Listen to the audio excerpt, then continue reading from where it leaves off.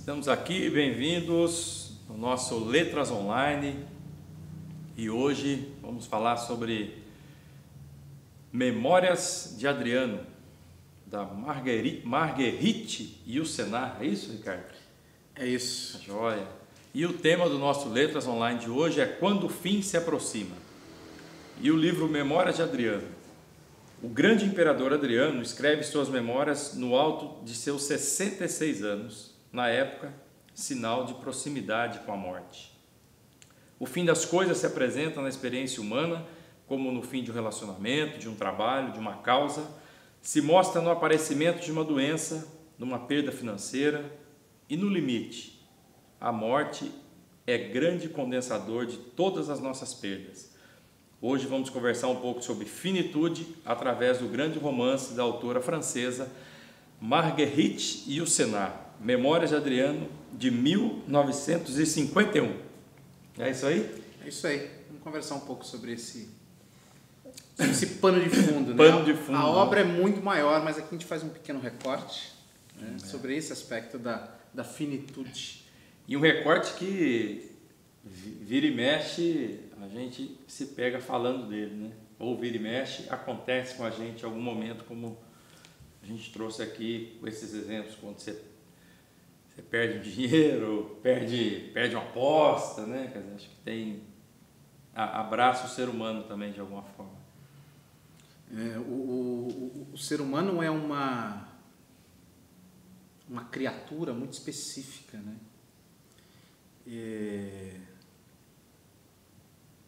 Aparentemente ele é o único que tem a consciência de que vai morrer. Ele é o único que tem a consciência de que as coisas acabam, de que elas podem acabar, de que as coisas podem ter um fim. E a gente luta contra esse fim. Né? Tem algo dentro da gente que a gente luta contra. Né? O Freud falava de pulsão de vida e pulsão de morte. Né? A gente tem uma pulsão que nos joga para a vida e tem outra também que nos joga para a morte. Né? Então a gente lida com esse dualismo de saber que as coisas vão acabar. Tem coisas prosaicas, né? Mas como, por exemplo, você está assistindo um jogo, torcendo para um time e o seu time perde. Pouca gente, se ele falar assim, não, de boa, perdeu, normal. Tá, tudo bem, ok. Aceitamos isso, faz parte da boa educação, é assim mesmo, tem que ser. Mas lá no fundo, você fica puto, porque o seu time perdeu. Então, assim, coisa prosaica. Agora, imagina coisas grandes, como você estruturou a tua vida num trabalho, e vem a pandemia e você perde o emprego, entendeu? Sabe, essas quebras. Você tem o romance aquela que escreveu os contos de Avaluna, Allende, a sobrinha do Salvador Allende, que está faltando o nome dela, mas já volta. Ela escreveu A Casa dos Espíritos, né? E o patriarca, personagem principal, ele é um cara que acreditou num conjunto de ideias ao longo da história inteira. Então ele foi um apoiador do golpe do Pinochet, porque ele acreditava naquilo. Mas quando ele percebe que aquilo se transforma na loucura que se transformou, que as figuras mais enlouquecidas, sanguinárias, foram parar do lado do Pinochet e que pegaram a própria filha dele para a tortura, ele percebe, já velhinho, escolhi as ideias erradas. O último ato dele foi mexer os pauzinhos para tirar a filha da tortura. Ela era uma presa política. Mas ele tem um momento em que ele se entristece muito, porque ele não diz isso, mas é como se apostei no cavalo errado. Né? Então essa é uma perda, uma quebra terrível. Né? Isso se passa com as pessoas quando esse tipo de fratura acontece, quando as pessoas se percebem... bom, a gente pega aí no nosso cenário político, né? O Fernando Gabeira é um cara que dá um depoimento assim, olha, acreditei naquelas ideias dos anos 60, lutei contra a Revolução, lutei a favor de uma ideia socialista e hoje eu percebo que aquilo era uma furada. Mas ele está com quase 80 anos, né? Então, isso é para poucos, né? Você conseguir dizer, olha, apostei no cavalo errado e ele ainda se manteve em pé, firme e forte, buscou outra direção. Normalmente a gente luta contra isso, a gente prefere fazer de conta que as coisas não estão erradas do que viver a experiência de que acabou, perdeu. Relacionamento também, as pessoas podem estar num casamento ferrado, mas elas não vão admitir, elas vão lá e falam, não, eu não posso perder minha família. Como se houvesse, né? Às vezes tem situações que já acabou há muito tempo, né? Não dá para admitir que chegou ao fim. O fim é assunto de novela, inclusive, né? É um grande auge de alguns dramas de novela e fazem lá as pessoas ficarem lá assistindo porque vai chegar ao fim. Né? Acabou. Né? Acabou, a finitude. Na experiência da religião católica, cristã católica, mas não só a católica, também todos os cristãos, enfim, tem a ideia de um Deus que, para poder saber como é que os homens vivem, vem para morrer. Como é que eu vou saber como é que são as pessoas que eu criei? Eu tenho que viver como eles, não tem? Então, o que eu tenho que fazer? Eu tenho que morrer.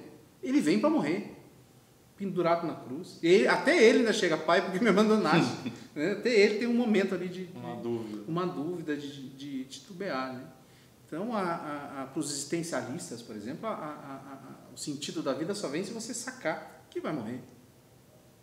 Né? Então, tem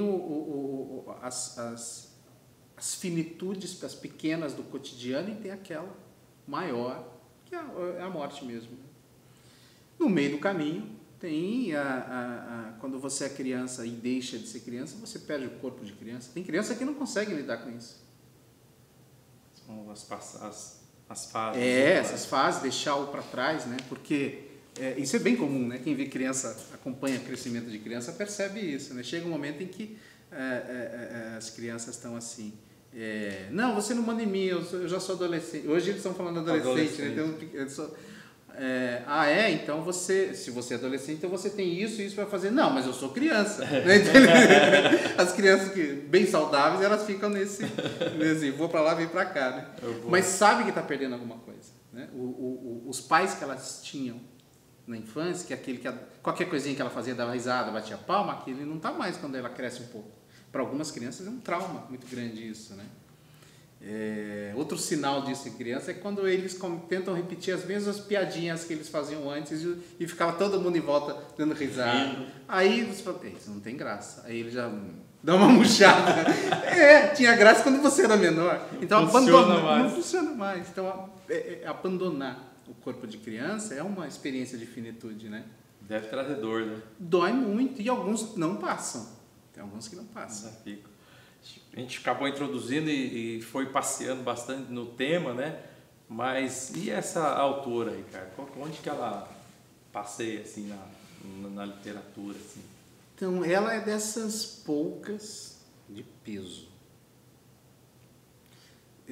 A gente pode listar aqui uns 500 autores excelentes, maravilhosos, mas falar peso é outra coisa. Ela tem peso.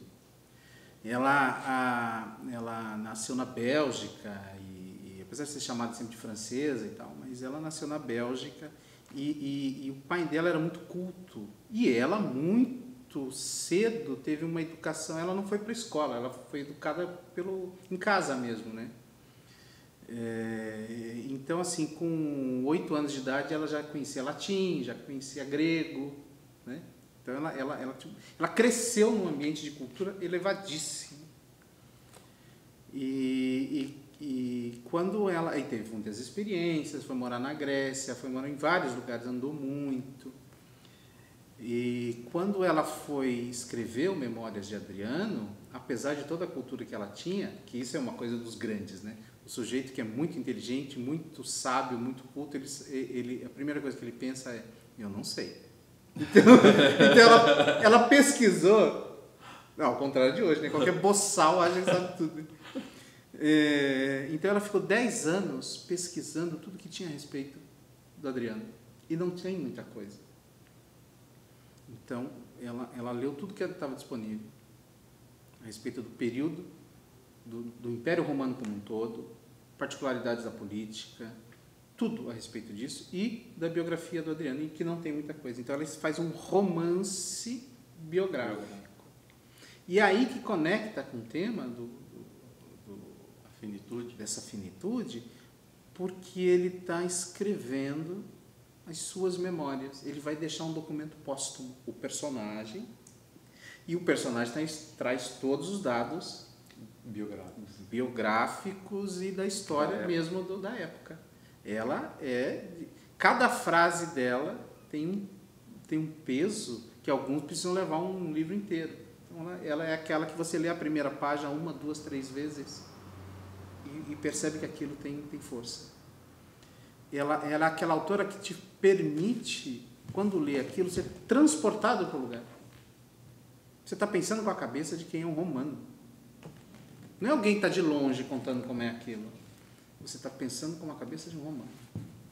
Te conduz para lá, você está lá. E o Adriano foi um imperador daqueles conhecidos. Todos eles eram muito cultos, mas ele era dos mais cultos. E ele está com 66 anos. Você vê como é que é. Hoje a gente já passa dos 80, passa dos 90. Expectativa fácil, de vida, né? Então, ele durou bastante, né? 66 época, anos. Mas ele já estava na capa da gaita, né? E aí é que entra um trecho, eu acho que talvez a gente tenha selecionado aqui. Ele está escrevendo para o Marco Aurélio, que vai ser depois imperador. O próximo imperador. Próximo. Antes de ler esse trecho, funcionava assim. O poder era passado de pai para filho. Mas aí tem um detalhe. Diferente das nossas monarquias, as que ainda existem, e das nossas repúblicas, que no Brasil também é muito curioso, né? Aqui não tem monarquia, mas o poder é passado de pai para filho, não é? Não é isso? É passado de pai para filho. É muito parecido. É, né? muito parecido. Muito parecido. O nome é diferente. É muito parecido. Agora, o que era diferente entre os romanos? Se o imperador olha para a cara do filho e fala, esse aí não tem capacidade, ele escolhia uma outra figura. Quer dizer, não importa o sangue. Se ele olhou para o filho e o filho achou, esse cara não tem... Isso fica claro se alguém assistir aquele filme Gladiador, com o Russell Crowe e o Joaquin Phoenix, que eu acho que, se não me engano, é o próprio Marco Aurélio que é o imperador naquele filme, e o imperador olha para o filho dele, é um inepto, e a tendência dele é fazer o general, o novo imperador. Aí, na trama ficcional daquele filme, o filho invejoso dá um jeito de matar o pai e expurga o general, que passa por toda uma peripécia para depois voltar no Coliseu, né, como um gladiador escravo. Então, no caso aqui, o Marco Aurélio, que não teve, o Adriano, que não teve filho, não é bem certo se ele não teve filho ou o filho dele ele achou que não valia muito. Tanto que ele tinha um Antonini, que ele estava preparando o próximo, e ele também queria preparar o próximo do próximo, que era o Marco Aurélio. Então ele escreve o livro para o Marco Aurélio. Então nessa ele vai contar toda a vida dele e também toda a história do Império, para o cara entender como é que funciona. E alguém abriu o livro, começa a ler, ele vai dar de cara com isso aqui. Ó. Meu caro Marco, estive esta manhã com o meu médico Hermógenes, recém-chegado à vila, depois de uma longa viagem através da Ásia. O exame deveria ser feito em jejum. Por essa razão, havíamos marcado a consulta para as primeiras horas da manhã.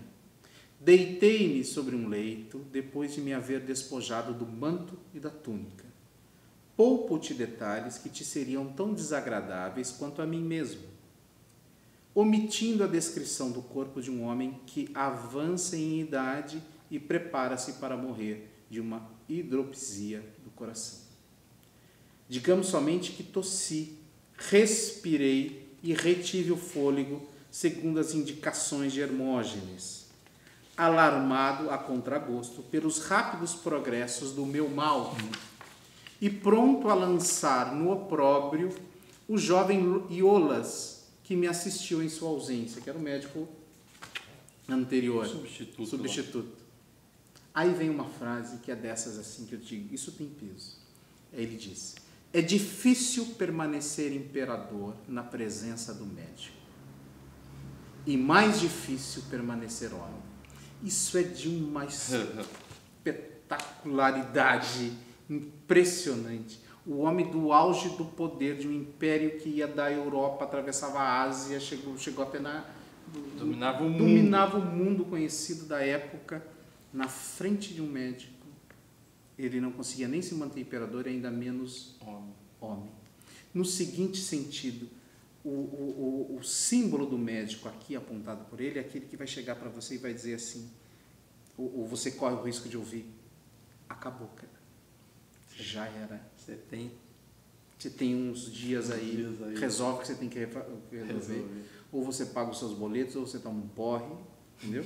Vamos dizer uma música antiga, acho que é do Paulinho Mosca, diz: meu amor, me diz o que você faria se só lhe restasse esse dia. Então, o trecho, continuando. O olho do prático, né, que é o médico, não via em mim senão um amontoado de humores, triste amálgama de linfa e sangue. E essa é outra, é fantástico, né?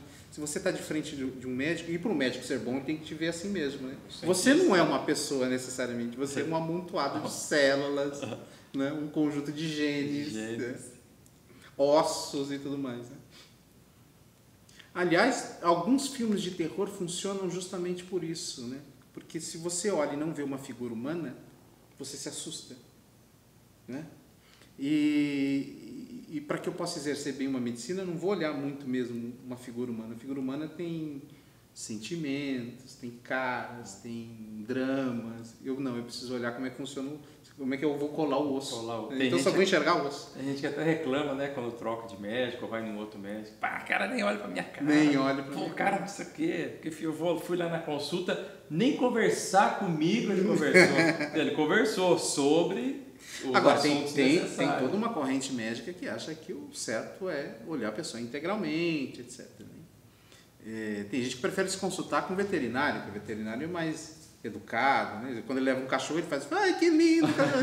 Né? Veterinário é mais amoroso. Né? Então, se chegar latino, talvez você tenha mais chance. Tem que chegar nesse consultório latino. O nominho de pet. Pois é. Esta manhã, pela primeira vez, ocorreu uma ideia de que meu corpo, este fiel companheiro, este amigo mais fiel e mais meu conhecido do que a minha própria alma, não é senão um monstro sorrateiro que acabará por devorar seu próprio dono. Paz. Amo meu corpo. Ele me serviu muito e de muitas maneiras. Não lhe regatearei agora os cuidados necessários. Mas já não creio, como Hermógenes pretende ainda, nas maravilhosas virtudes das plantas, na dosagem exata dos sais minerais que ele foi buscar no Oriente. Quer dizer, ele está dizendo assim: não adianta, não vai durar. Eu estou percebendo que não vai. Esse homem, embora perspicaz, cumulou-me de vagas expressões de conforto, demasiado banais para iludir quem quer que seja. Ele sabe o quanto odeio esse gênero de impostura, mas não é impunemente que se exerce a medicina durante mais de 30 anos. Perdoa a esse bom servidor a tentativa de ocultar-me a minha própria morte. Hermógenes é um sábio e é também bastante judicioso. A probidade é superior à de qualquer outro médico da corte. Tenho a fortuna de ser o mais bem tratado dos doentes, mas nada pode ultrapassar os limites estabelecidos. Minhas pernas entumecidas já não podem me sustentar durante as longas cerimônias romanas. Sufoco. Tenho 60 anos. Eu falei 66, dei um pouco mais para ele, mas é 60 anos. 60 anos. Ele traz, não só essa literatura, como muitas outras, trata do tema da finitude. Né? Mas ela aqui traz porque ela traz uma figura de muito poder, né? Com É uma figura que às vezes você olha, pode pensar que aquilo, ela não vai morrer, né? Pode, é eterno. A gente tem a ilusão de que certas figuras de poder não vão morrer. A gente tem a sensação em relação a gente mesmo de que a gente não vai morrer. Porque dentro do nosso domínio nós temos poder ou temos a ilusão de ter poder. Basta quebrar uma perna para você já recuar um pouco em relação a isso. Para achar que você não tem tanto poder assim. E o aspecto mais, eu acho que fio condutor dessa obra é a ideia de escrever uma carta para quem vai ficar vivo. Assim, eu vou morrer, mas eu vou tentar o último recurso. Vou me manter vivo no que eu escrevi. Vou me projetar nele. Vou me projetar nele. Vou dizer para ele o que é importante. Talvez seja essa a mesma função de quem está mais velho. Pelo menos nas culturas antigas era assim, né? A função do grande sábio, do grande contador de história, daquele mais velho que era consultado, no caso de organizações sociais tribais, né? Vou consultar o mais velho, o mais sábio, ele vai nos dizer para onde a gente vai, para onde a gente deve ir, né? Então, o ganho que se tem com a finitude é ter acumulado experiência, sabedoria, conhecimento e ter uma função dentro de um grupo de apontar o caminho. É uma experiência um pouco diferente da nossa sociedade atual, contemporânea, urbana e como diz alguns autores sociólogos muito interessantes, como Gilles Lipovetsky, um coreano radicado na Alemanha que se chama Byung-Chul Han, que é um cara também... É mais fácil ler o livro dele do que falar o nome dele, né? Os livros são mais fáceis. Que são pessoas que vão trabalhar a ideia de que a nossa sociedade é muito narcisista. Sendo muito narcisista, ou seja, aquela figura, né, da mitologia que se encantou tanto com a própria feição que acabou morrendo afogado, né? Se olhou tanto no reflexo dele na água que ele caiu lá dentro, né? Dizem que o nosso mito atual nessa nossa sociedade é o do Narciso. Eu estou muito embevecido comigo mesmo. E por isso eu não consigo, né, o eu social nosso, eu não consigo me imaginar morrendo, não consigo me imaginar acabando, eu não consigo me imaginar envelhecendo. Razão pela qual o lugar do velho, do idoso na nossa sociedade é meio ambíguo, é meio complicado. Ninguém mais vai tanto perguntar a ele o que eu faço. Me conta aí qual é o caminho, né? E é um puta de um sintoma esse social, perigosíssimo, porque aí a juventude olha para frente e vê que o cara que está mais velho está tentando ficar mais novo.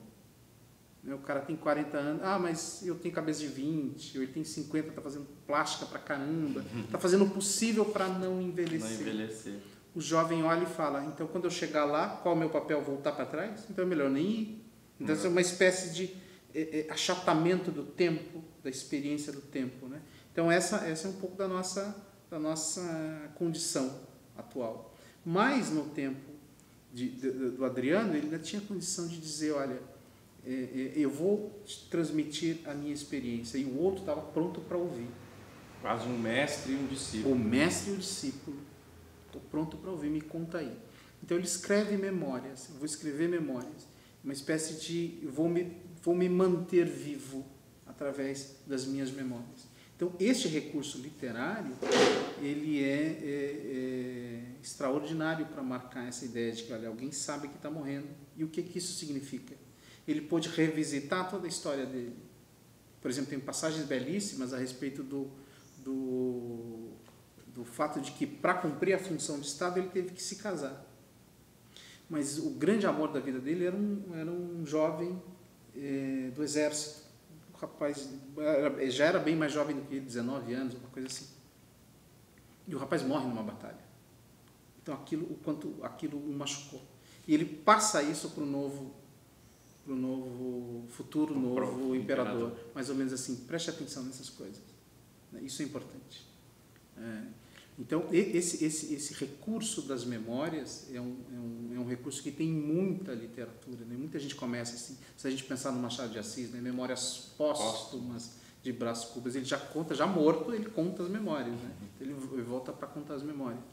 Não tem esse tipo de abordagem assim, densa, mas é igualmente maravilhoso, né? Memórias póstumas é igualmente maravilhoso. Tem um outro que acho que é do Tolstói, Sonata Kreutzer, em que o sujeito está lá para morrer, todo mundo sabe que ele está para morrer, e as pessoas vão visitá-lo no quarto. E aí, nisso, ele diz uma coisa, diz outra.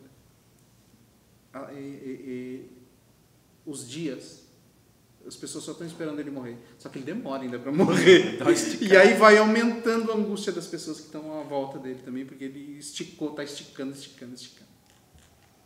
Então, acho que essa é uma...